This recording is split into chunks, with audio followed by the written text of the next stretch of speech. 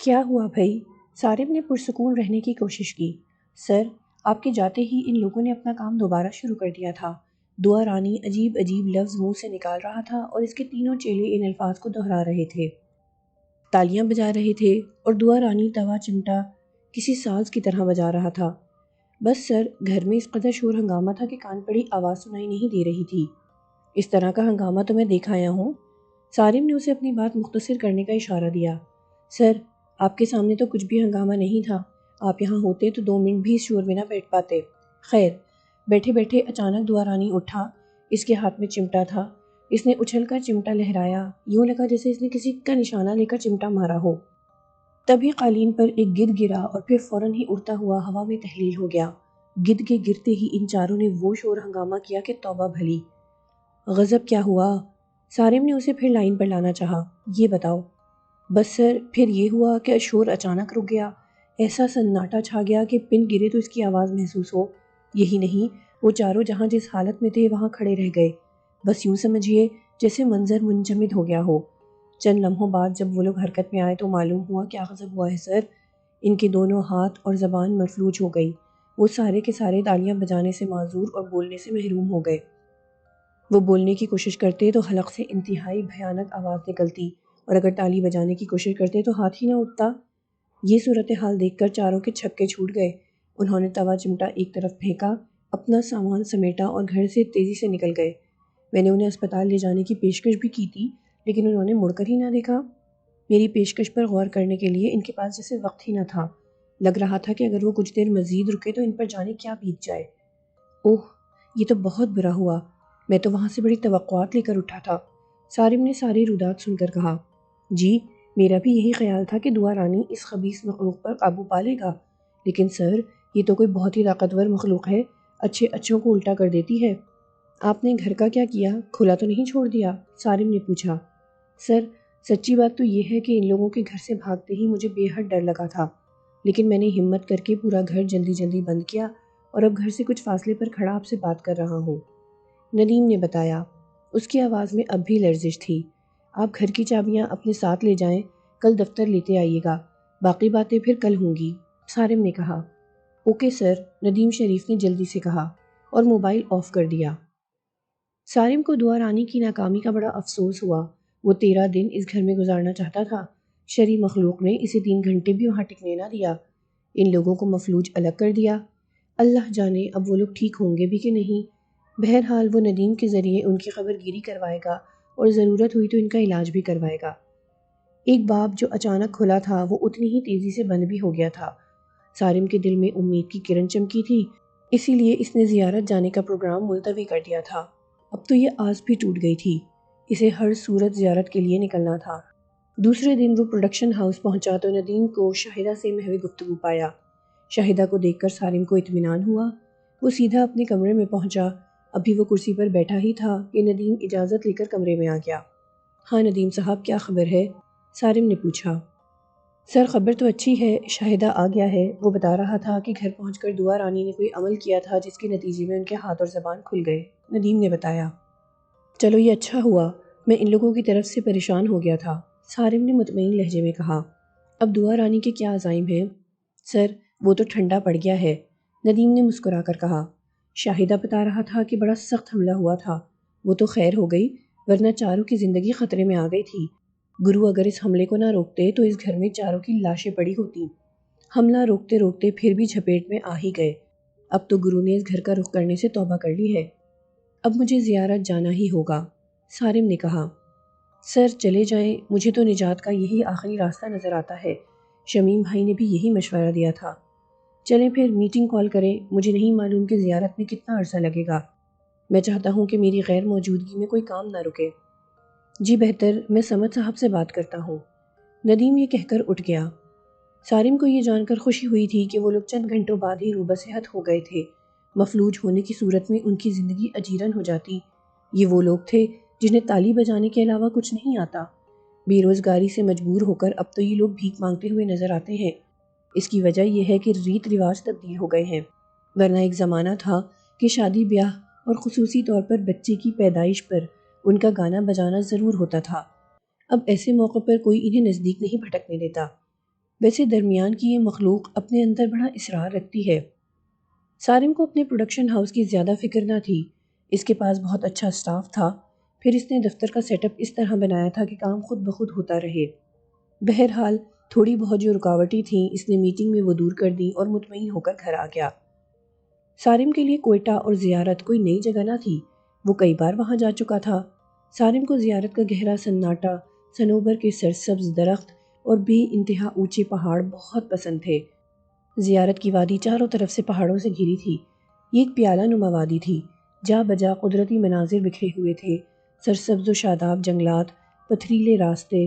زیارت کے حسن میں عجب سادگی تھی، جیسے کوئی پہاڑی دوشیزہ اپنے سنہری بال کھولے کسی کو معصومیت سے دیکھتی ہو۔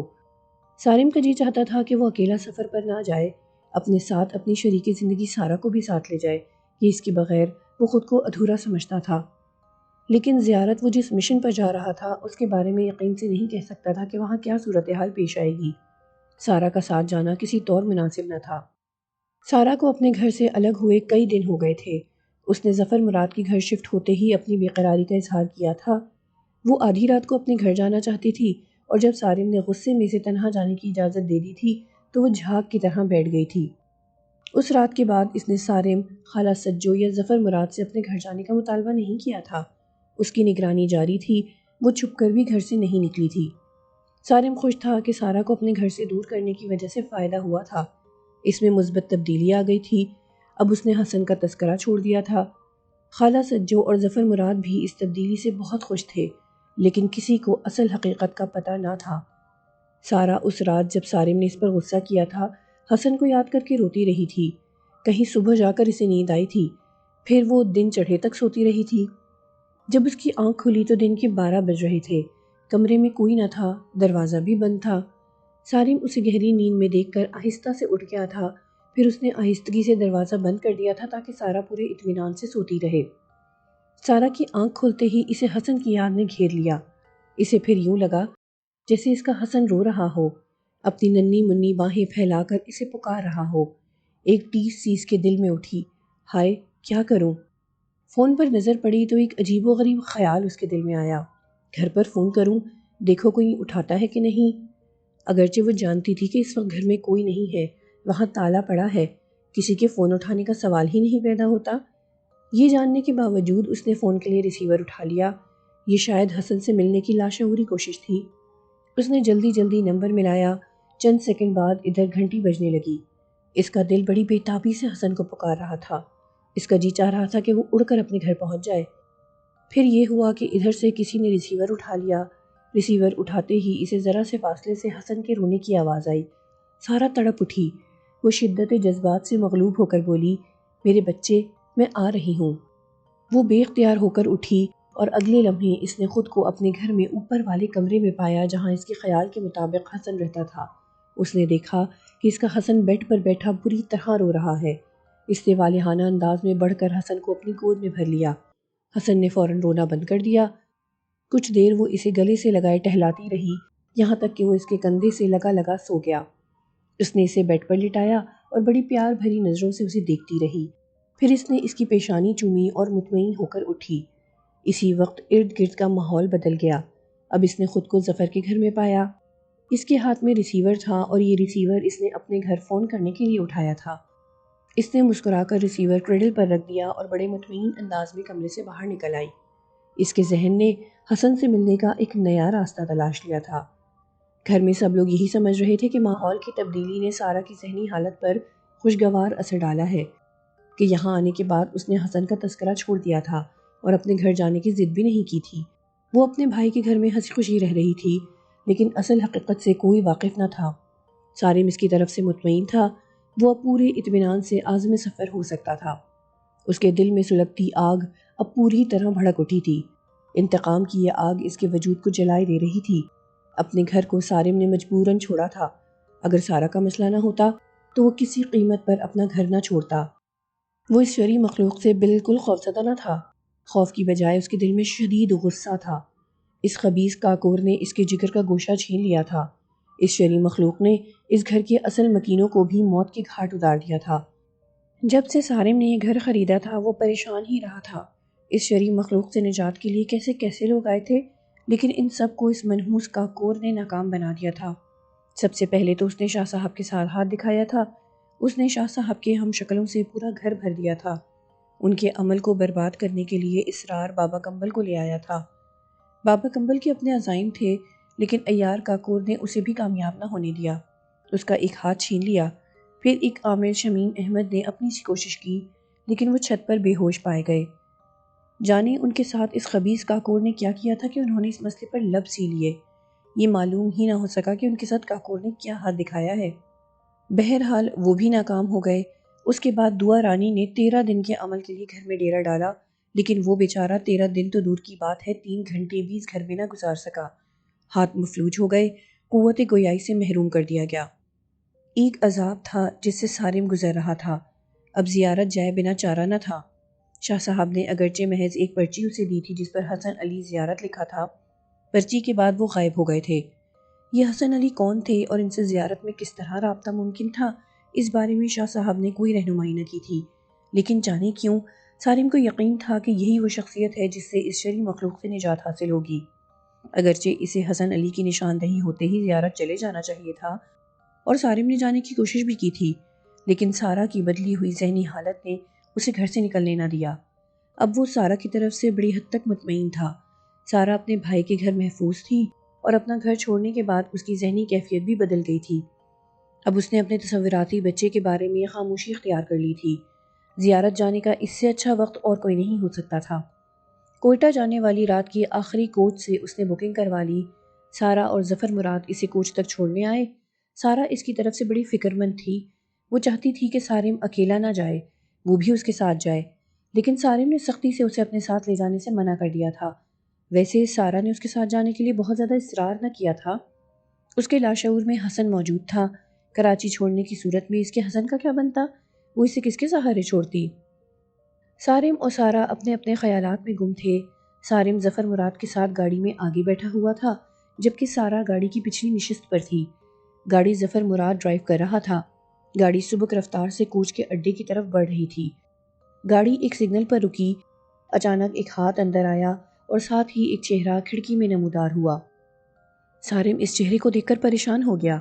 جو ہاتھ اندر آیا اس ہاتھ میں ایک سرخ رنگ کا ٹیلی فون سیٹ تھا، اور گاڑی کی کھڑکی میں جو چہرہ نمودار ہوا وہ اسرار ناصر کا تھا۔ بابا ٹیلی فون کرو گے؟ اسرار ناصر نے سارم کی طرف سیٹ بڑھاتے ہوئے کہا۔ سارم یہ تو اسرار ہے۔ پیچھے بیٹھی سارا یکدم پریشان ہو کر چیخی۔ اتنے میں سگنل گرین ہو گیا۔ ٹیلی فون کر لو بابا، اپنے پیاروں سے باتیں کر لو۔ اسرار ناصر کی آنکھوں میں کوئی پہچان نہ تھی۔ پیچھے سے گاڑیوں کی ہارن کی آوازیں آنے لگیں۔ ظفر مراد نے گاڑی آگے بڑھا دی۔ اسرار ناصر نے فوراً اپنا ٹیلی فون باہر کھینچ لیا۔ سارا نے پیچھے مڑ کر دیکھا۔ اسرار ناصر نے اپنے گلے میں ٹیلی فون لٹکا لیا تھا۔ اس کا عجب حلیہ تھا۔ بکھرے ہوئے بال، چاک گریبان، میلے کچیلے کپڑے، ننگے پیر۔ سارم کو اسرار کے بارے میں اتنا تو معلوم تھا کہ وہ لاپتہ ہے، لیکن یہ نہ معلوم تھا کہ اس کی حالت پاگلوں جیسی ہو گئی ہے۔ سارم نے ظفر سے سگنل کراس کرنے کے بعد گاڑی روکنے کو کہا۔ گاڑی جیسے ہی رکی وہ اتر کر پیچھے کی طرف لپکا۔ جب وہ سڑک کراس کر کے اس جگہ پہنچا جہاں اسرار اسے نظر آیا تھا، لیکن اب وہ وہاں موجود نہ تھا۔ اس نے ادھر ادھر تک نظریں دوڑائیں، لیکن وہ اسے کہیں نظر نہ آیا۔ جانے اتنی دیر میں وہ کہاں غائب ہو گیا تھا۔ وہ مایوس ہو کر گاڑی کی طرف واپس آیا۔ ظفر مراد اور سارا گاڑی سے باہر کھڑے تھے۔ چلیں؟ سارم نے گاڑی میں بیٹھتے ہوئے کہا۔ کیا ہوا؟ سارا نے اپنی نشست سنبھالتے ہوئے پوچھا۔ وہ یکدم کہیں غائب ہو گیا، سارم نے بتایا۔ اسرار کی یہ حالت کیا ہو گئی؟ سارا نے فکرمند لہجے میں پوچھا۔ اللہ جانے، سارم نے کہا اور جیب سے موبائل نکال کر جبار ناصر کا نمبر ملایا۔ ہلو جبار، تم اس وقت کہاں ہو؟ سارم نے پوچھا۔ یار اپنے دفتر میں۔ ابھی میں نے سڑک پر اسرار کو دیکھا ہے۔ کہاں؟ وہ بے اختیار چونک کر بولا۔ سارم نے اسے جگہ اور مقام بتایا، پھر بولا، یار وہ تو بالکل پاگل ہو چکا ہے، گلے میں ٹیلی فون لٹکائے گھوم رہا ہے۔ میری گاڑی سگنل پر رکی تو اس نے ٹیلی فون میری طرف بڑھاتے ہوئے کہا، بابا ٹیلی فون کرو گے؟ میں تو اس کی شکل دیکھ کر پریشان ہو گیا۔ سگنل کھلتے ہی میں نے گاڑی رکوائی اور تیزی سے واپس آیا، لیکن وہ مجھے کہیں نظر نہ آیا۔ جانے کدھر نکل گیا؟ اوہ یار، میں اس کی طرف سے بڑا پریشان ہوں، اسے مسلسل ڈھونڈ رہا ہوں۔ کئی لوگوں نے اسے اسی حلیے میں دیکھا ہے، جب میں نے وہاں جا کر تلاش کیا تو وہ مجھے نہ ملا۔ میں ابھی دفتر سے نکلتا ہوں، تمہاری بتائی ہوئی جگہ پر اسے تلاش کرتا ہوں، ہو سکتا ہے وہ مجھے مل جائے۔ جبار ناصر نے افسردہ لہجے میں کہا۔ سارم نے پہلی بار جبار کے لہجے میں افسردگی محسوس کی، ورنہ وہ اسرار کے سلسلے میں بڑی بے پرواہی اور بے اتنائی سے بات کرنے کا عادی تھا۔ آخر بڑا بھائی تھا، اپنے چھوٹے بھائی کے لیے کب تک پریشان نہ ہوتا۔ میں یار زیارت جا رہا ہوں، ورنہ میں یہاں رک کر تمہارا انتظار کرتا، سارم نے کہا۔ نہیں، تم جاؤ، میں اسے تلاش کر لوں گا، اگر مل گیا تو پکڑ کر گھر لے جاؤں گا، جبار ناصر نے کہا۔ اچھا یار، میرے لیے دعا کرنا کہ مجھے حسن علی مل جائیں اور میں اس عذاب سے نجات پا جاؤں، سارم نے التجا آمیز لہجے میں کہا۔ اللہ بہتر کرے گا، جبار ناصر نے دعائیہ انداز میں کہا۔ یار تم بھی دعا کرنا کہ اسرار مجھے مل جائے، میری تو دل سے دعا ہے، میں سگنل پر تھا ورنہ سے ضرور بات کرتا، سارم نے کہا۔ جب واپس لوٹ کر گیا تو وہ نکل چکا تھا۔ چلو میں چیک کرتا ہوں، اوکے، جبار ناصر نے فون بند کر دیا۔ سارم نے اپنا موبائل فون آف کر کے جیب میں ڈالا اور گہرا سانس لیا۔ پتہ نہیں اسرار پر کیا بیتی۔ سارم، اس کی بیوی اچانک چل بسی، اس کا گھر جل گیا، وہ پاگل نہ ہوتا تو کیا ہوتا، سارا نے کہا۔ نہیں سارا، بیوی کا مرنا، مکان کا جلنا، یہ سب زندگی کا حصہ ہیں، آدمی اس طرح تھوڑی پاگل ہو جاتا ہے، اس کے ساتھ کچھ اور ہوا ہے۔ مجھے یاد ہے کہ شاہ صاحب نے اسرار کو واضح طور پر تنبیہ کی تھی کہ جادو ٹونے کے چکر چھوڑ دو ورنہ تباہ و برباد ہو جاؤ گے۔ سارا، شاہ صاحب نے سچی پیش گوئی کی، دیکھ لو اس کا کیا حال ہو گیا، اس کی آنکھوں میں تو پہچان بھی نہیں رہی، وہ تو سب کچھ فراموش کر بیٹھا، اب گلے میں ٹیلی فون لٹکائے گھومتا ہے، یہ سمجھ میں نہیں آیا کہ اس نے ٹیلی فون گلے میں کیوں لٹکا لیا، سارم نے کہا۔ سارم، اسرار نے پی سی او کھول رکھا تھا، لگتا ہے ہوش و حواس سے بیگانہ ہوتے ہی ذہن میں پی سی او ہی رہا، سارا نے اپنی رائے دی۔ شاید یہی بات ہو، سارم نے سارا کی تائید کی۔ ظفر مراد خاموشی سے گاڑی چلا رہا تھا، اسے ان معاملات کا پتہ نہ تھا، لہٰذا اس نے گفتگو میں مداخلت نہ کی۔ کچھ دیر بعد سارم نے مختصراً اس کا تعارف کرایا۔ ظفر مراد کو اسرار کے بارے میں تفصیل جان کر افسوس ہوا، لیکن حقائق کا کسی کو علم نہ تھا۔ اب تو وہ بھی، جس کے ساتھ یہ سب بیتا تھا، کچھ بتانے سے قاصر تھا۔ جب وہ بس کے اڈے پر پہنچے تو کوئٹہ جانے والی کوچ تیار تھی، آدھی سے زیادہ بس بھر چکی تھی، مسافر مسلسل آ رہے تھے، بیٹھ رہے تھے، اپنا سامان رکھوا رہے تھے۔ سارم نے اپنی سیٹ دیکھ کر اپنا بیگ سیٹ کر کے اوپر سامان رکھنے والی جگہ میں رکھا اور پھر نیچے واپس آ گیا۔ ظفر مراد نے قریب ہی اپنی گاڑی پارک کی تھی، وہ گاڑی کی طرف بڑھا۔ سارا اور ظفر گاڑی سے ٹیک لگائے کھڑے تھے۔ بیگ رکھ دیا؟ ہاں، سارم نے کہا، پھر بولا، بس اب تم لوگ جاؤ، میں چلا جاؤں گا۔ ارے نہیں سارم بھائی، ظفر مراد اپنائیت سے بولا، ہم آپ کو رخصت کر کے جائیں گے۔ سارم، جانے کیوں، مجھے ڈر لگ رہا ہے، سارا نے کہا۔ اب چلتے ہوئے ایسی باتیں نہ کرو، سچ کہہ رہی ہوں سارم، میرا دل گھبرا رہا ہے، تم مت جاؤ، سارا نے اس کی آنکھوں میں دیکھتے ہوئے کہا۔ میں ابھی آیا، یہ کہہ کر ظفر مراد آگے بڑھ گیا، شاید وہ دونوں میاں بیوی کو تنہائی میں گفتگو کرنے کا موقع دینا چاہتا تھا۔ سارا، جائے بنا چارہ نہیں، تم جانتی ہو کہ میں نے کتنی مشکل سے جانے کا پروگرام بنایا، اب جاتے ہوئے میری حوصلہ شکنی نہ کرو، میرا حوصلہ بڑھاؤ کہ میں جس مقصد سے جا رہا ہوں وہ مقصد حاصل کر کے میں کامیاب واپس لوٹوں۔ سارم نے اس کا ہاتھ اپنے ہاتھ میں لے کر کہا، تم اپنا خیال رکھنا۔ ہاں سارم، تم میری فکر مت کرو، میں اپنا پورا خیال رکھوں گی، اس نے تسلی آمیز لہجے میں کہا۔ سچ کہہ رہی ہو نا؟ سارم نے یقین دہانی چاہی۔ ہاں سارم، سچ کہہ رہی ہوں، پر تم جلدی آنا، سارا بولی۔ میں جلدی آؤں گا، کام ہوتے ہی نکل آؤں گا، سارم نے کہا۔ فون کرتے رہنا، سارا نے تلقین کی۔ اتنے میں گاڑی نے تیز اور بھاری سا ہارن بجایا، جو مسافر باہر کھڑے تھے جلدی جلدی بس میں سوار ہونے لگے۔ سارم بھائی، آپ کی گاڑی ہارن بجا رہی ہے، ظفر مراد نے پیچھے سے آ کر کہا۔ اچھا یار، سارم نے ظفر مراد سے گلے ملتے ہوئے کہا۔ سارم، اپنا خیال رکھنا، سارم نے سارا کو اپنے قریب کیا اور سرگوشی میں بولی، ہاں ضرور، بس ملنے کی دعا کرنا۔ اچھا، اللہ حافظ، یہ کہتے ہوئے سارا کی حسین آنکھیں بے اختیار چھلک آئیں۔ نہیں، تم روگی نہیں، سارم نے اپنی انگلیوں سے اس کے آنسو پوچھے اور پھر فوراً ہی پلٹ کر بس کی طرف چل دیا، وہ نہیں چاہتا تھا کہ سارا اس کی آنکھوں میں آئے آنسو کو دیکھے۔ گاڑی نے اسٹارٹ لیا، ظفر مراد اور سارا نے باہر سے ہاتھ ہلایا، سارم نے بند شیشے کے اس طرف سے اپنا ہاتھ ہلا کر الوداع کہا۔ سارا اور سارم کی آنکھیں ملی اور پھر دونوں نے ہی اپنے چہروں کا رخ بدل لیا، بس پھر چشمے زدن میں باہر کا منظر بدل گیا، گاڑی سڑک پر آ کر رواں دواں ہو گئی، سارم نے گہرا سانس لے کر اپنی نشست پر پاؤں پھیلا دیے۔ یک بارگی اس پر اداسی چھا گئی۔ اس نے اپنی آنکھیں بند کر لیں جو بھیگ رہی تھیں۔ کوئی 1-1.5 گھنٹے کے بعد اس کی جیب میں پڑے موبائل میں وائبریشن کا احساس ہوا۔ سارم نے موبائل جیب سے نکال کر دیکھا۔ یہ جبار ناصر کی کال تھی۔ ہاں جبار، سارم نے کہا۔ سارم مبارک ہو یار، اسرار مل گیا۔ جبار ناصر کی آواز میں بے پناہ خوشی تھی۔ ارے واہ، سارم بھی خوش ہو گیا۔ زبردست یار، کہاں ملا؟ اس سگنل سے کافی آگے یار۔ وہ بیچ سڑک پر اپنی دھن میں مگن چلا جا رہا تھا۔ بس اللہ نے ہی اسے کسی حادثے سے محفوظ رکھا۔ میں نے اپنی گاڑی سڑک کے کنارے روک کر اسے بیچ سڑک پر جا پکڑا۔ میں اس کا ہاتھ پکڑ کر سڑک کے کنارے لایا یار۔ اس کی حالت دیکھ کر میرا دل کٹ کر رہ گیا۔ میں نے اسے بے اختیار گلے لگا لیا۔ کیا اس نے تمہیں پہچان لیا؟ سارم نے امید بھرے لہجے میں پوچھا۔ کہاں یار، جو شخص خود کو بھول چکا ہو وہ مجھے کیسے پہچانے گا؟ میں نے اسے گلے لگایا تو وہ مجھے دھکا دیتے ہوئے بولا، تم مجھے جیب کترے معلوم ہوتے ہو، پیچھے ہٹو، میری جیب میں ٹائم بم ہے، پھٹ گیا تو تم فوراً مر جاؤ گے۔ میں نے کہا، اسرار، مجھے پہچانو، میں تمہارا بڑا بھائی ہوں۔ جبار، اور تم اسرار ہو، میرے چھوٹے بھائی۔ وہ قہقہہ لگا کر بولا، میں پراسرار ہوں اور تم غبار ہو، بادلوں کی طرح اڑ جاؤ گے۔ اچھا ٹیلی فون تو کر لو، کہاں کرو گے؟ چوتھے آسمان پر؟ پھر اس نے اوٹ پٹانگ باتیں شروع کر دی۔ میں نے اسے بہلا پھسلا کر گاڑی میں بٹھایا اور گھر لے آیا۔ بس ابھی ابھی گھر پہنچا ہوں۔ پہنچتے ہی سوچا تمہیں یہ خبر سنا دوں، جبار ناصر نے کہا۔ بہت اچھی خبر ہے یار، اب تم ایسا کرنا، اسرار کو فوراً کسی نفسیاتی اسپتال میں داخل کروا دینا۔ اگر تم نے گھر میں رکھا تو وہ بھاگ جائے گا۔ سارم نے مشورہ دیا۔ نہیں، میں صبح ہی اسے اسپتال میں داخل کراتا ہوں۔ تم ٹھیک کہہ رہے ہو یار، یہ اسپتال میں ہی محفوظ رہے گا، جبار ناصر نے کہا۔ اچھا یار، میں پھر بات کروں گا۔ تم اس وقت کہاں ہو؟ یار میں کوچ میں ہوں، سارم نے جواب دیا۔ فون کرتے رہنا، جو بھی صورتحال ہو بتاتے رہنا۔ ہاں تم فکر نہ کرو، میں سارا کو بہت اداس چھوڑ کر آیا ہوں، بھابھی سے کہنا اس سے ٹیلی فون پر بات کر لیں۔ تم پریشان مت ہو، میں مہناز کو لے کر خود بھابھی سے ملاؤں گا، جبار ناصر نے پرخلوص لہجے میں کہا۔ چلو ٹھیک ہے، اسرار کو اسپتال میں ضرور داخل کرا دینا، اللہ چاہے گا تو علاج سے ٹھیک ہو جائے گا۔ اچھا اوکے، جبار ناصر نے فون آف کر دیا۔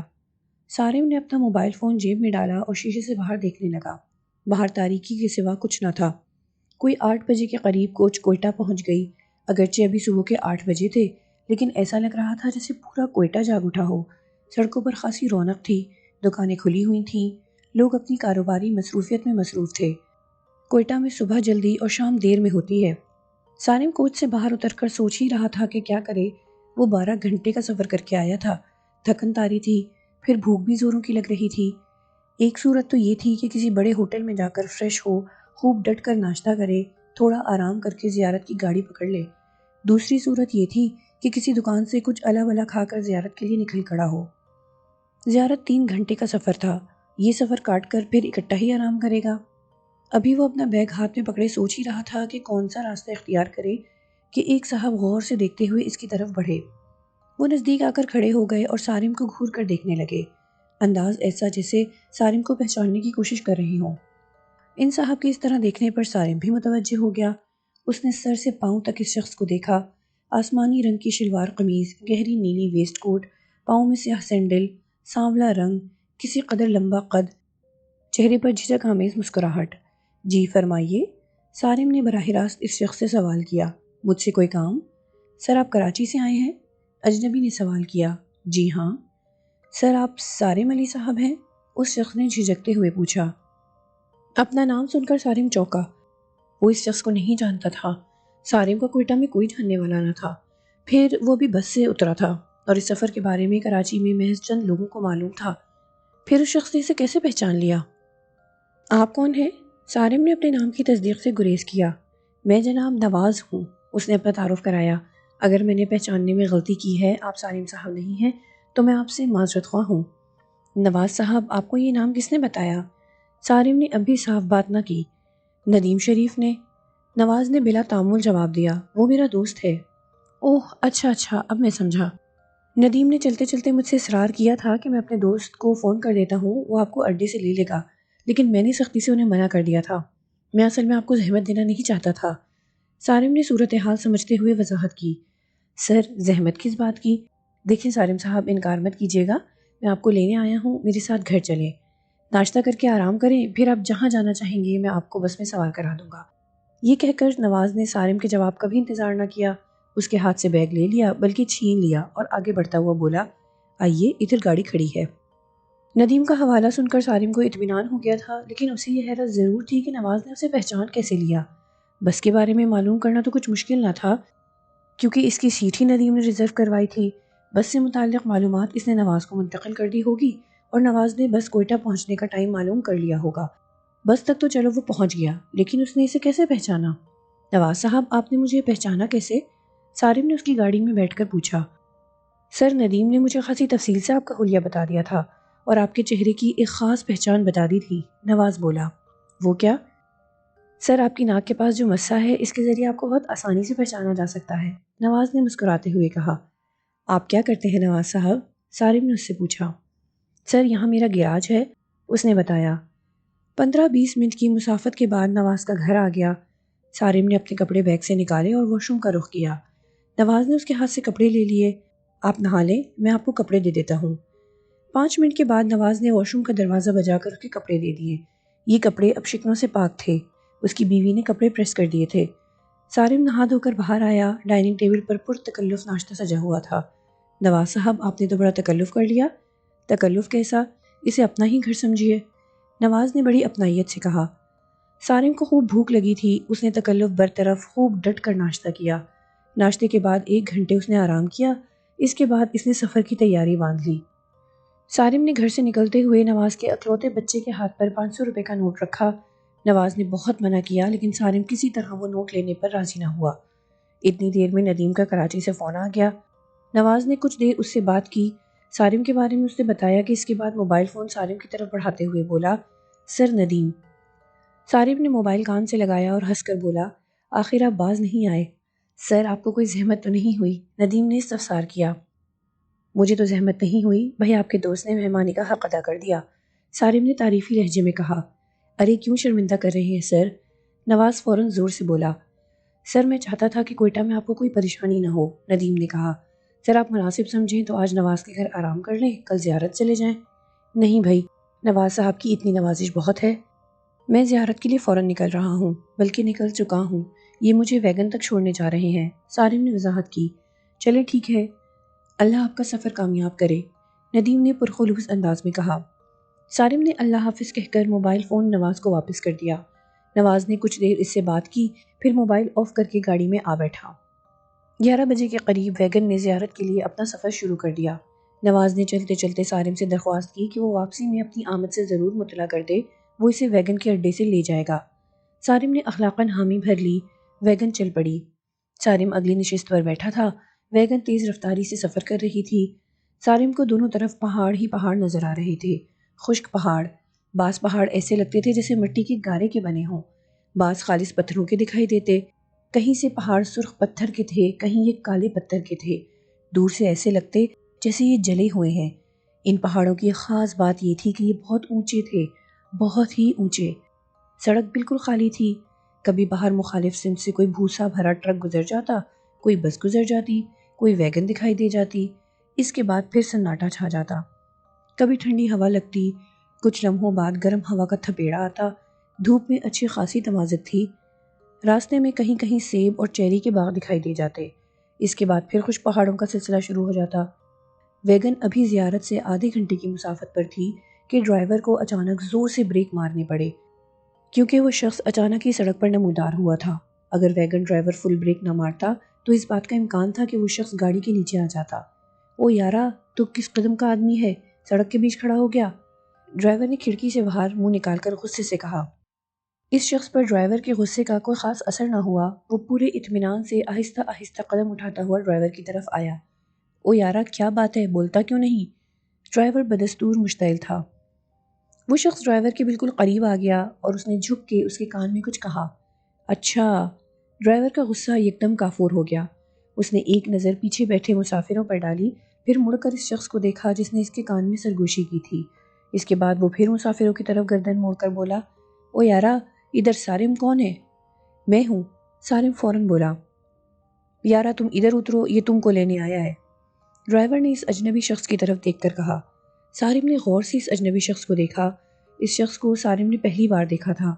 سرخ سفید رنگت، کالی ترشی ہوئی داڑھی، سفید لباس، سرمئی واسکٹ، سر پر گول ٹوپی شیشے لگی ہوئی۔ وہ شخص ڈرائیور کی کھڑکی چھوڑ کر گھوم کر سارم کی طرف آیا۔ اس نے ویگن کا دروازہ کھولا اور اس کا ہاتھ پکڑ کر کسی حد تک گھسیٹتا ہوا بولا، آؤ جناب جلدی کرو۔ سارم نے اترنے سے پہلے ایک نظر سوالیہ نظروں سے ڈرائیور کو دیکھا۔ ڈرائیور فوراً بولا، یار اتر جاؤ، یہ تمہارا میزبان ہے، میزبان۔ سارم بلا سوچے سمجھے ویگن سے اتر گیا۔ سارم کو اترتے دیکھ کر اس شخص نے اس کا ہاتھ چھوڑ دیا اور اس کے ہاتھ سے بیگ لے لیا۔ سارم کے اترتے ہی ڈرائیور نے ایک لمحہ ضائع نہ کیا اور اس نے گاڑی کی سپیڈ بڑھا دی۔ ویگن کے آنکھ سے اوجھل ہوتے ہی سارم کو یکایک احساس ہوا کہ اس سے غلطی ہو گئی ہے۔ اسرار کی آنکھوں میں کوئی پہچان نہ تھی۔ اس نے مہناز کو پہچانا، نہ جبار کو جانا، نہ جبار کے بچوں کو شناسائی کی نظر سے دیکھا۔ وہ بس گلے میں ٹیلی فون ڈالے گھر میں ادھر سے ادھر گھوم رہا تھا۔ کبھی وہ لاؤنج میں بڑے صوفے پر خاموشی سے بیٹھ جاتا اور گھر کے لوگوں کو پلکیں جھپکائے بغیر دیکھے جاتا۔ اسرار، چلو کھانا کھا لو۔ مہناز نے ڈائننگ ٹیبل پر کھانا لگا کر اسے آواز دی۔ کھانا آیا کھانا، چل پر اسرار کھانا کھا۔ اتنا کہہ کر اس نے گلے سے ٹیلی فون اتار کر صوفے پر رکھا، پھر اسے بڑے غور سے دیکھتا رہا جیسے کسی کی کال کا منتظر ہو۔ چند لمحے انتظار کے بعد ٹیلی فون کو انگلی دکھا کر بولا، دیکھو خاموش بیٹھے رہنا، میں کھانا کھانے جا رہا ہوں۔ اسرار، ہاتھ دھو لو۔ جبار نے اسے ڈائننگ ٹیبل کی طرف بڑھتے دیکھ کر کہا، پیٹرول لاؤ، میرے ہاتھ پیٹرول سے صاف ہوتے ہیں۔ یہاں نلکے میں پیٹرول ہی آتا ہے، تم ہاتھ دھو کر تو دیکھو۔ اسرار نے کوئی جواب نہ دیا، خاموشی سے واش بیسن کی طرف بڑھ گیا۔ وہاں اس نے پورے سلیقے سے صابن سے ہاتھ دھوئے اور جبار کے پاس بیٹھتا ہوا بولا، پیٹرول تو بالکل اصلی معلوم دیتا ہے، دیکھو میرے ہاتھ کیسے صاف ہو گئے۔ جبار نے اس کی پلیٹ میں سالن نکال دیا۔ مہناز نے اس کے ہاتھ میں روٹی تھما دی۔ اسرار نے بغیر ہل و حجت کے کھانا شروع کر دیا اور جب تک وہ کھانا کھاتا رہا ایک لفظ نہ بولا۔ البتہ کھانا کھاتے کھاتے گردن ہلا ہلا کر سب کو دیوانوں کی طرح آنکھیں پھاڑ کر دیکھتا رہا۔ اسرار کے سر اور داڑھی کے بال بے تحاشا بڑھے ہوئے تھے۔ جبار نے گھر آتے ہی اس کے کپڑے تو تبدیل کروا دیے تھے، بالوں کی کٹنگ اور نہلانا باقی تھا کہ وہ انسانوں والی حالت میں آ جائے۔ کھانا کھا کر وہ بغیر کسی کی تاکید کے واش بیسن پر گیا۔ وہاں اس نے پیٹرول سے ہاتھ دھوئے، اپنے ہاتھوں سے چھینٹے اڑاتا لاؤنج میں چلا گیا۔ وہاں اس کا ٹیلی فون رکھا تھا۔ شاباش شاباش، تم بہت اچھے ہو، کچھ نہیں بولے، اب بولو، خوب بولو۔ Train train train train. Israr نے ٹیلی فون اٹھا کر گلے میں ڈالنا چاہا۔ ٹھہرو ٹھہرو۔ جبار جلدی سے اس کے نزدیک آیا۔ ابھی اس ٹیلی فون کو یہاں ہی رکھا رہنے دو، دیکھو میں نے ٹیلی فون کرنا ہے۔ ضرور ضرور، تم ٹیلی فون کرو، میں ہوں بابا ٹیلی فون، میں ہوں بابا ٹیلی فون۔ وہ لہک لہک کر گانے لگا۔ جبار نے اس کا ہاتھ پکڑ کر اٹھایا اور بولا، آؤ چلو اسرار، آؤ چلو اسرار، اوکے پر اسرار، اوکے۔ او کیا سو گیا تو؟ یہ کہتے ہی اس کی آنکھوں میں خوف اتر آیا۔ وہ بے اختیار جبار سے لپٹ گیا۔ مجھے بچا لو، مجھے بچا لو۔ جبار نے اسے اپنے گلے سے لگا کر بھینچ لیا اور بولا، ڈرو مت، میرے ہوتے ہوئے تمہارا کوئی کچھ نہیں بگاڑ سکتا۔ اسرار اس کے گلے لگا، اس کی گردن میں منہ چھپائے کافی دیر کھڑا رہا۔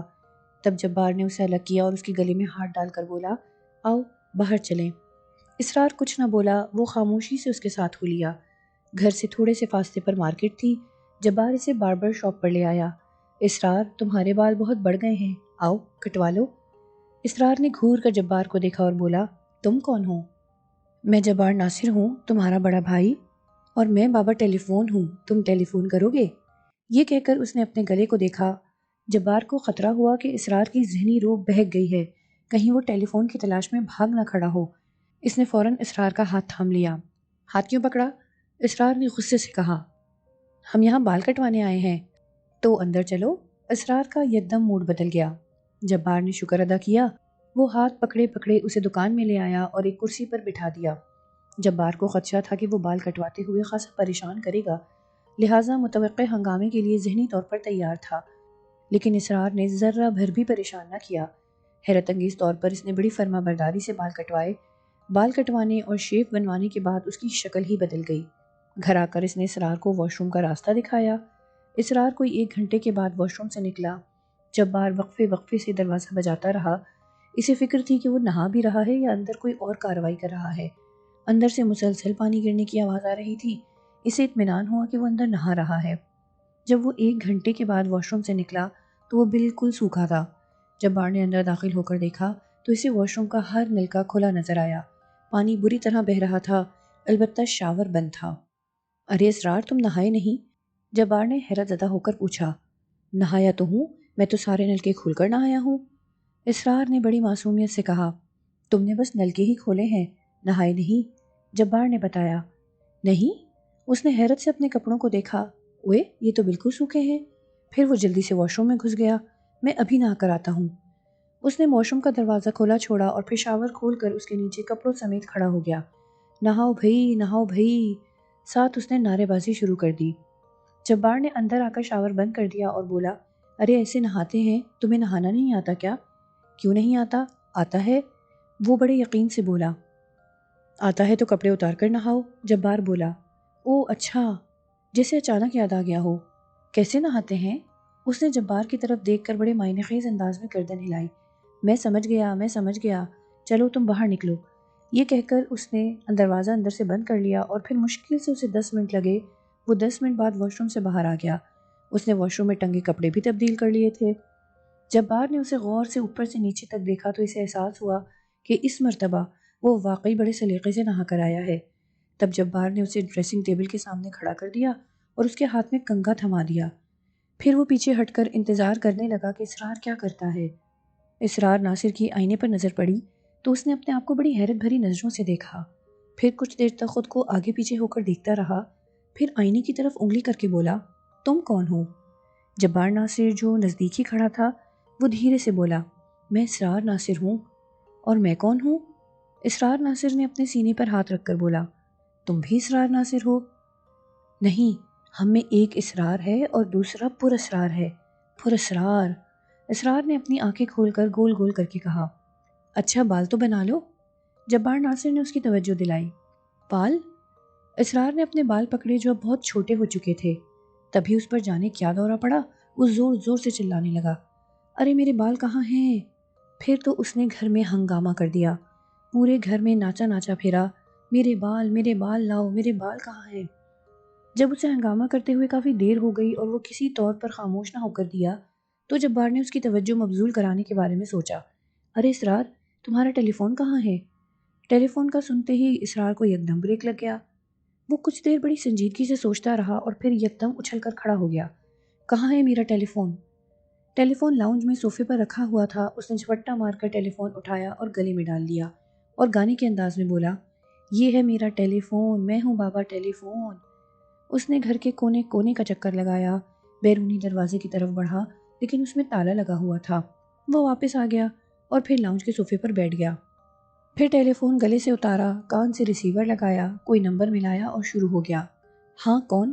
اچھا، کہاں سے بول رہی ہو؟ چوتھے آسمان سے۔ میں تو چاند سے بات کر رہا ہوں۔ بے وقوف، چاند نہیں معلوم؟ اسرار نے زور سے اپنے سر پر ہاتھ مار کر بتایا، چاند؟ میں؟ اچھا، میرا نام ہے انتقام بدر پوری، میں شاعر ہوں، قتل کرتا ہوں۔ ہاں بتاؤ، کس کو مارنا ہے؟ میں تو کھانا کھلا کر مارتا ہوں، ہاں۔ اسرار اسی طرح کوئی 10 منٹ تک بے تکان بولتا رہا۔ اس کی گفتگو کا کوئی سر پیر نہ تھا۔ جبار اس کے سامنے آ بیٹھا۔ مہناز بھی آ گئی تھی، پھر بچے بھی آ گئے تھے۔ جبار اسے یکٹک دیکھے جا رہا تھا۔ وہ اس کی حرکتیں اور باتیں سن سن کر اندر ہی اندر سرد ہوتا جا رہا تھا۔ اس پر اداسی کا دورہ پڑا تھا۔ اسرار کیا سے کیا ہو گیا تھا۔ جبار نے بڑی افسردگی سے اپنی بیوی کی طرف دیکھا۔ مہناز بھی افسردہ بیٹھی تھی۔ جبار نے محسوس کیا کہ اس کی آنکھیں نم ہونے لگی ہیں۔ اسی وقت جانے کیا ہوا کہ جبار کو اچانک غصہ آ گیا۔ وہ دھاڑ کر بولا، او اسرار، چپ ہو جا۔ ہاں، گھر میں کوئی پاگل آ گیا ہے، وہ چیخ رہا ہے، کہہ رہا ہے کہ چپ ہو جا۔ اس پاگل کو پتہ ہی نہیں کہ میں تو کئی دن سے خاموش بیٹھا ہوں۔ ہاں یار، پاگل ہے، پاگل نہ ہوتا تو مجھے چپ کیوں کراتا؟ اچھا ڈاکو بھائی، پھر بات کریں گے۔ اسرار نے بڑے اطمینان سے ریسیور ٹیلی فون پر رکھ دیا اور سر جھکا کر بیٹھ گیا، بالکل خاموش۔ دیکھو اسرار، رات کے 2 بج گئے ہیں، چلو اب سو جاؤ۔ جبار نے بہت نرمی سے کہا۔ ہاں سو جاتے ہیں، کیوں نہیں سوئیں گے؟ لو دیکھو، ہم سو گئے۔ اتنا کہہ کر اسرار نے ٹیلی فون صوفے پر آگے سرکایا، لیٹ کر اس پر سر رکھا، ہاتھ پاؤں سکیڑ لیے اور آنکھیں بند کر لی۔ اور پھر جبار ناصر اور مہناز کی حیرت کی انتہا نہ رہی کہ 5 منٹ کے اندر اس کے خراٹے گونجنے لگے۔ وہ واقعی گہری نیند سو گیا تھا۔ جبار ناصر اسے دکھ بھری نظروں سے دیکھنے لگا، جانے اسرار پر کیا بیتی تھی اسے اس کے بارے میں کچھ معلوم نہ تھا، بس اتنا ہی معلوم ہوا تھا، اور وہ بھی کافی عرصے کے بعد، کہ وہ رات کو اچھا خاصا سویا تھا۔ صبح کو اٹھا تو اپنے ہوش و آواز گنوا بیٹھا تھا اور اپنی سسرال سے گلے میں ٹیلی فون ڈال کر باہر نکل گیا تھا۔ بظاہر یہی معلوم ہوتا تھا کہ وہ اپنی بیوی کی موت کا صدمہ برداشت نہ کر سکا۔ بیوی کی موت سے پہلے اس کا گھر جل گیا تھا، لیکن یہ دونوں صدمے ایسے تو نہ تھے کہ آدمی پاگل ہو جائے۔ جبار اپنے بھائی کے مزاج کے بارے میں بہت اچھی طرح جانتا تھا کہ وہ حساس طبیعت نہ تھا، وہ ایک انتہائی لاپرواہ اور لاؤبالی قسم کا نوجوان تھا۔ پھر ایسی کیا بات ہوئی جو اس کے پاگل ہونے کا سبب بنی؟ یہ بات تو صرف اسرار کو معلوم تھی، لیکن وہ کیسے بتاتا؟ وہ اپنے حواسوں میں کب تھا؟ اسرار صبح ہی صبح اٹھ گیا، اس نے پورے گھر کا چکر لگایا، سب ابھی سو رہے تھے۔ وہ لاؤنج میں پڑے صوفے پر بیٹھ گیا اور ٹیلی فون ملا کر سرگوشیوں میں باتیں کرنے لگا، جیسے اسے اس بات کا خیال ہو کہ اگر اس نے زور سے بات کی تو گھر والے سوتے سے نہ اٹھ جائیں۔ سب سے پہلے مہناز اٹھی، اس نے اس کو دیکھا، اسے ٹیلی فون کے ساتھ مصروف پایا تو وہ خاموشی سے پلٹ گئی۔ پھر اس نے بچوں کو اسکول کے لیے تیار کیا۔ بچوں کو اسکول بھیجنے کے بعد وہ لاؤنج میں آ گئی اور اس کے برابر کے صوفے پر آ کر بیٹھ گئی۔ کچھ دیر اسرار دھیرے دھیرے اوٹ پٹانگ باتیں کرتا رہا، پھر اچانک اس کی نظر مہناز پر پڑی۔ اس نے اپنی آنکھیں گول گول گھمائیں اور ریسیور میں بولا، یار ادھر پولیس والی آ کر بیٹھ گئی ہے، میں تم سے پھر بات کروں گا۔ اس کے بعد اس نے ٹیلی فون گلے میں لٹکا لیا اور مہناز سے بولی، فون کرو گی؟ کر لو، اپنے پیاروں سے باتیں کر لو، راج دلاروں سے باتیں کر لو۔ مہناز اسے خاموشی سے دیکھتی رہی۔ اسے خاموش دیکھ کر اسرار بھی غیر متوقع طور پر خاموش ہو گیا اور اسے یک ٹک دیکھنے لگا۔ اسرار، مجھے پہچانتے ہو؟ مہناز نے پوچھا۔ کیوں نہیں پہچانتا، تم پولیس والی ہو، مجھے گرفتار کرنے آئی ہو، میں قاتل ہوں نا؟ لیکن وہ بڑا ظالم تھا، میں چھوڑوں گا اسے پھر بھی نہیں، میں اسے ضرور قتل کروں گا، اور تم نے مجھے گرفتار کیا تو چھوڑوں گا میں تمہیں بھی نہیں، پولیس والی۔ اسرار نے مضحکہ خیز انداز میں کہا۔ او اسرار، تو اٹھ گیا؟ جبار اپنے کمرے سے نکل کر سیدھا لاؤنج میں آیا۔ میں سوتا کب ہوں، مجھے نیند نہیں آتی، میں تو صدیوں سے نہیں سویا، میں جانتا ہوں ادھر میں سویا ادھر اس نے مجھے مارا، اسرار نے خوفزدہ لہجے میں کہا۔ اسرار، میرے ہوتے ہوئے تمہیں کوئی ہاتھ بھی نہیں لگا سکتا، سمجھے؟ جبار نے اس کا خوف دور کرنے کے لیے اسے دلاسا دیا۔ اسرار نے اس کی بات کا کوئی جواب نہ دیا۔ وہ صوفے پر دونوں پاؤں رکھ کر سکڑ سمٹ کر بیٹھ گیا، جیسے اسے سردی لگ رہی ہو یا کسی سے خوفزدہ ہو۔ جبار نے اسپتال فون کیا، انہیں مریض کی کیفیت کے بارے میں تفصیل سے بتایا۔ کوئی 11 بجے کے قریب اسپتال کی ایمبولینس سے 2 باوردی گارڈز اسرار کو لینے آ گئے۔ آؤ اسرار، جبار ناصر نے کہا۔ چلو پراسرار، چلو بھائی چلو، جہاں چاہے چلو۔ وہ ٹیلی فون گلے میں ڈال کر جبار کے پیچھے ہو لیا۔ دروازہ کھلتے ہی اس نے سڑک پر ایمبولینس دیکھی جس کے ساتھ باوردی گارڈ کھڑے تھے، تو وہ دروازے سے باہر نکلتے نکلتے رک گیا۔ آخر تو نہیں مانی پولیس والی؟ وہ مہناز سے مخاطب ہو کر بولا۔ تو فکر نہ کر، میں پھانسی پا کر جب جیل سے واپس آؤں گا تو تجھے قتل کر دوں گا، چھوڑوں گا نہیں تجھے۔ جبار نے اس کا ہاتھ پکڑ لیا اور اسے باہر کی طرف کھینچتا ہوا بولا، آ جاؤ اسپتال چلیں۔ لیکن وہ اڑ کر کھڑا ہو گیا۔ تب دونوں گارڈ آگے بڑھے، انہوں نے اسے سنبھال لیا، انہوں نے اسے گاڑی میں سوار کرایا اور خود بھی ساتھ بیٹھ گئے۔ جبار ناصر نے ایمبولینس کی اگلی سیٹ سنبھال لی۔ مہناز دروازے پر کھڑی ایمبولینس کو جاتا دیکھتی رہی، یہاں تک کہ وہ دوسری سڑک پر مڑ گئی۔ وہ واپس پلٹی تو اس نے محسوس کیا کہ اس کی آنکھیں بھیگی ہوئی ہیں۔ سارم کو یہ احساس کہ اس سے غلطی ہو گئی ہے اس شخص کے ہاتھ کو دیکھ کر ہوا۔ اس اجنبی شخص کے ہاتھوں کا رنگ گہرا سرخ اور ناخن بالکل کالے تھے، لیکن وہ کیا کرتا، اسے سوچنے سمجھنے کا موقع ہی نہ ملا۔ وہ ویگن میں بیٹھا یہ سوچ رہا تھا کہ آدھے گھنٹے بعد وہ زیارت پہنچ جائے گا، وہاں پہنچ کر حسن علی کی تلاش کہاں سے شروع کرے گا۔ ابھی وہ انہی تانوں بانوں میں الجھا ہوا تھا کہ اچانک ویگن رک گئی۔ ڈرائیور نے اس کا نام پکارا اور اس اجنبی کو میزبان بتا کر اسے اترنے کو کہا۔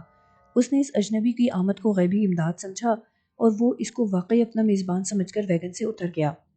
ویگن جا چکی تھی، اس کا بیگ اجنبی کے ہاتھ میں تھا اور وہ بڑے پراسرار انداز میں سارم کو دیکھ رہا تھا۔ اسی اثنا میں ایک جیپ بہت تیزی سے مخالف سمت سے آندھی طوفان کی طرح آتی نظر آئی۔ جیپ کی قیامت خیز رفتار دیکھ کر سارم نے سڑک کی ایک طرف ہونا چاہا۔ اسی وقت اس اجنبی نے اس کا ہاتھ اپنی گرفت میں لے لیا اور یہ گرفت سخت ہوتی چلی گئی۔ اگلے چند لمحات کی ہلاکت خیزی کا اندازہ کر کے سارم کا دل اچھل کر حلق میں آ گیا۔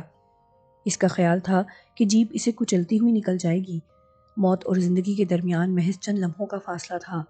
آخری کوشش کے طور پر اس نے اپنا ہاتھ جھٹکا دے کر اس اجنبی سے چھڑانا چاہا، لیکن اس کی گرفت بہت مضبوط تھی۔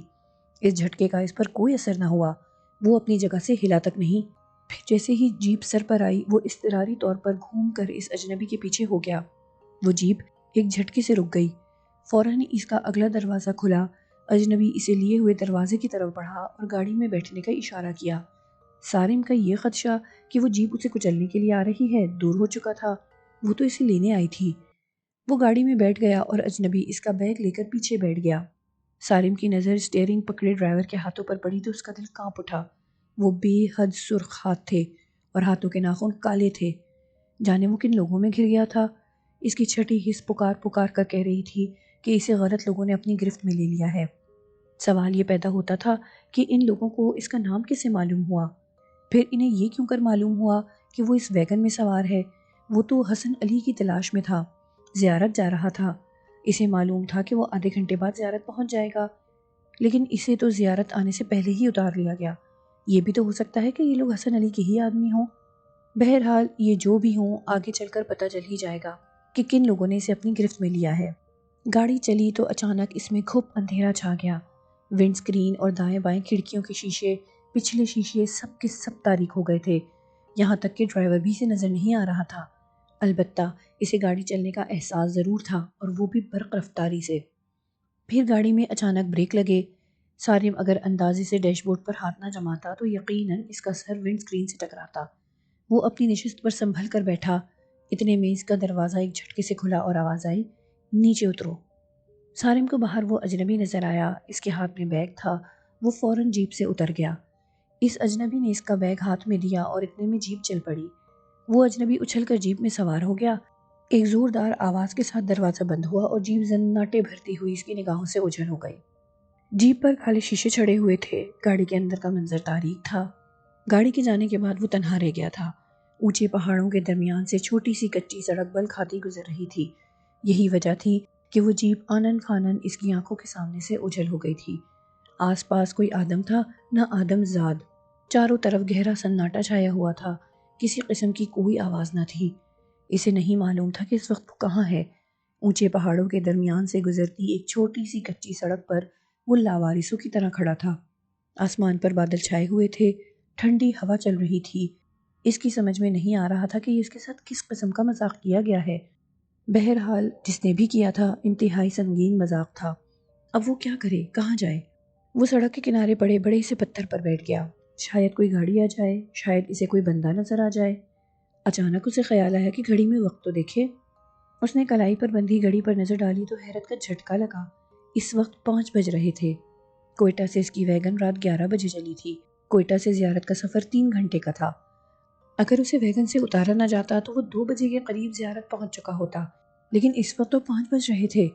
3 گھنٹے مزید ہو گئے تھے۔ تو کیا وہ زیارت کو کہیں پیچھے چھوڑ آیا تھا؟ وہ کس سے دریافت کرے کہ یہ کون سی جگہ ہے؟ آخر وہ کب تک پتھر پر بیٹھا رہے گا؟ کہیں وہ پتھر پر بیٹھا بیٹھا پتھر کہیں نہ ہو جائے۔ وہ کھڑا ہو گیا۔ اس نے سڑک کے دونوں جانب آگے بڑھ کر دیکھا، لیکن اسے پہاڑوں، پتھروں اور سڑک کے سوا کچھ دکھائی نہ دیا۔ وہ گھوم پھر کر پھر اسی پتھر پر آ بیٹھا۔ پھر ایک افتاد اور پڑی۔ اچانک ہی بارش شروع ہو گئی۔ جلدی سے اس نے ادھر ادھر دیکھا۔ سامنے اسے ایک چٹان نظر آئی جس کے سائے میں کھڑے ہو کر کسی حد تک بارش سے بچا جا سکتا تھا۔ وہ چھوٹے بڑے پتھروں پر چلتا اس چٹان کے نیچے پہنچ گیا اور اس سے چپک کر کھڑا ہو گیا، لیکن بارش بہت تیز تھی اور ترچھی تھی۔ چٹان کے سائے میں کھڑے ہونے کے باوجود اس کا نیچے کا دھڑ بارش میں بھیگ رہا تھا۔ اس نے بارش سے بچنے کے لیے دوبارہ کوئی محفوظ جگہ تلاش کرنے کے لیے ادھر ادھر نظریں ڈالی، تب اسے تھوڑی سی اونچائی پر ایک غار سا نظر آیا، لیکن اس تیز بارش میں پتھروں پر چڑھ کر وہاں تک پہنچنا کوئی آسان کام نہ تھا۔ بارش کی وجہ سے پتھروں پر ویسے ہی پھسلن ہو جاتی ہے۔ 10 منٹ کے بعد بارش جس طرح اچانک شروع ہوئی تھی ویسے ہی اچانک بند ہو گئی۔ وہ چٹان کے سائے سے باہر نکل آیا۔ اس کے جوتے اور گھٹنوں تک پینٹ بھیگ گئی تھی۔ پھر وہ اسی پتھر پر آ بیٹھا اور اپنے کان کسی گاڑی کی آواز پر لگا دیے، لیکن دور تک کہیں کسی گاڑی کی آواز نہ آئی۔ بھوک اسے الگ لگنا شروع ہو گئی تھی۔ وہ صبح کا ناشتہ کیے ہوئے تھا اور دوپہر کے کھانے کا وقت نکل چکا تھا۔ ویسے ایک بات اس کی سمجھ میں نہ آئی تھی، جب اسے ویگن سے اتارا گیا تھا اس وقت 1:30-2 بجے تھے۔ ویگن سے اترتے ہی اسے جیپ میں سوار کرا دیا گیا تھا اور جیپ کا سفر اسے بمشکل 10-15 منٹ سے زیادہ کا نہیں لگا تھا۔ اصولی طور پر تو اب سے زیادہ 2 بجے کا وقت ہونا چاہیے، لیکن یہاں تو 5 بج رہے تھے۔ یہ آخر کیا گورکھ دھندا تھا؟ اس تاریک گاڑی میں آخر اتنا وقت کیسے لگ گیا تھا؟ کیا یہ سفر اس نے کسی اور دنیا میں کیا تھا؟ لیکن کس دنیا میں؟ وہ جتنا اس وقت کے مسئلے کو سلجھانے کی کوشش کر رہا تھا اتنا مزید الجھتا جا رہا تھا۔ تب پھر سے بوندا باندی شروع ہو گئی۔ وہ فوراً کھڑا ہو گیا۔ بادل ایک بار پھر گہرے ہو رہے تھے۔ وہ چاہتا تھا کہ بارش تیز ہونے سے پہلے کسی طرح غار تک پہنچ جائے تاکہ بارش سے خود کو بچا سکے۔ وہ بہت محتاط طریقے سے پتھروں پر پاؤں جما جما کر اوپر چڑھتا گیا۔ بالآخر وہ غار کے دہانے پر پہنچ گیا۔ غار کے اندر داخل ہونے سے پہلے اس کے دل میں ایک خوف کی لہر اٹھی، کہیں اس غار میں کوئی بھیڑیا وغیرہ نہ ہو۔ اتنے میں بارش نے اچانک زور پکڑ لیا۔ اب اس کے پاس کوئی چارہ نہ تھا سوائے اس کے کہ وہ غار میں داخل ہو جائے۔ تب وہ خالق کائنات کا نام لے کر غار میں داخل ہو گیا۔ اسرار ناصر کو اسپتال میں داخل کر لیا گیا۔ ایک ڈاکٹر نے جبار سے اس کی کیس ہسٹری لی۔ جبار کو اس کے بارے میں جو کچھ معلوم تھا وہ اس ڈاکٹر کے گوشے گزار کر دیا۔ ساتھ ہی اس نے یہ ہدایت کر دی کہ مریض کی بطور خاص نگرانی کی جائے، یہ کہیں اسپتال سے باہر نہ چلا جائے۔ اسرار ناصر کو ایک سیمی پرائیویٹ روم میں منتقل کر دیا گیا۔ اس کمرے میں ایک بے ضرر سا مریض اور تھا۔ دونوں مریضوں نے ایک دوسرے کو بڑے غور سے دیکھا۔ اسرار کے گلے میں ٹیلی فون پڑا ہوا تھا۔ اس نے ٹیلی فون اتار کر اس مریض کے گلے میں ڈال دیا اور بڑے زور سے تالی بجائی، جیسے اس مریض کے ٹیلی فون نہ ڈالا ہو، کوئی ہار ڈالا ہو۔ اس مریض نے اپنے گلے میں پڑے ٹیلی فون کو بڑی دلچسپی سے دیکھا اور پھر بیڈ سے اتر کر کھڑا ہو گیا اور مسکرا کر بولا، شکریہ بھائی اس اعزاز کا۔ اچھا تو تمہارا نام اعزاز ہے؟ اسرار نے اپنے بیڈ پر بیٹھتے ہوئے کہا۔ چند لمحے اسے گھورتا رہا اور پھر دھیرے سے بولا، میرا نام انتقام بدرپوری ہے۔ اوہو تو آپ شاعر ہیں، پھر تو خوب گزرے گی جو مل بیٹھیں گے دیوانے دو۔ وہ چہکا، بھائی اعزاز تم نے کبھی کسی اسکول کا دروازہ دیکھا ہے؟ اسرار نے اس سے عجیب سوال کیا۔ ہاں ہاں کیوں نہیں، میں نے یونیورسٹی کا مین گیٹ دیکھا ہے۔ بھائی اعزاز تمہاری گنتی صحیح نہیں ہے، ہم 2 نہیں 3 ہیں۔ اسرار نے کہا، اچھا تو تم خاندانی منصوبہ بندی سے آئے ہو، انہیں گنتی کی بڑی فکر ہوتی ہے۔ میں بہت اچھے خاندان کا ہوں، قاتل ہوں۔ اسرار اپنی دھن میں بولا، ہیں قاتل ہوں؟ اس مریض کو جانے کیا ہوا کہ یکدم چیخنے لگا، قاتل قاتل مجھے بچاؤ۔ چند لمحوں بعد ایک ڈاکٹر وارڈ بوائے کے ساتھ داخل ہوا۔ اس نے اس مریض کے بازو میں ایک انجیکشن لگایا۔ وہ حیرت انگیز طور پر خاموش ہو کر اپنے بیڈ پر لیٹ گیا۔ تب ڈاکٹر نے اسرار ناصر کی طرف دیکھا اور تحکمانہ انداز میں بولا، آؤ میرے ساتھ۔ اسرار ناصر بھیگی بلی بنا اس ڈاکٹر کے پیچھے پیچھے چل دیا۔